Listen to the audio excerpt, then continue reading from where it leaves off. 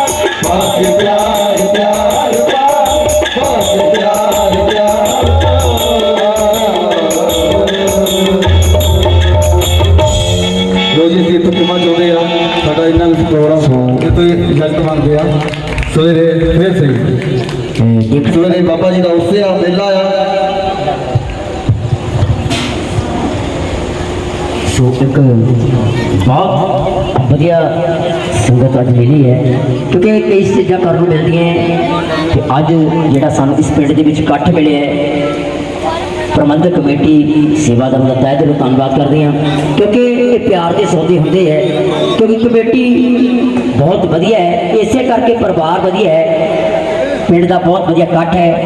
और दुआ करते हैं सच्चियां सरकारां दे चरणों के कि दिन दुगनी रात चौगनी हरिया भरिया इस नगर को रखी। सो एक बार जकारा बुलावांगे, जकारा सच्चियां सरकारां दा बोल, सच्चे दरबार की जय। सो आओ हाजी सच्ची हाजी सरकार, हाजी जकारा पीर बाबा हाजी जलाल जी का बोल, साचे दरबार की जय। अजय कवाल एंड पार्टी जड़ाम तो बहुत सारा कवाल पेश किया इन्होंने। इस तरह संगतां ने सवेर नूं भी होम हवा के इस पंडाल की रौनक बढ़ानी है जी, क्योंकि हुण जिहड़ा समा इत्थे ही समाप्त किया गया है जी, क्योंकि बहुत सारे सवेर को कामकार भी ने, मुंडियां ने आराम भी करना है। अगे साडे चाचा जी होंदे सी, सारा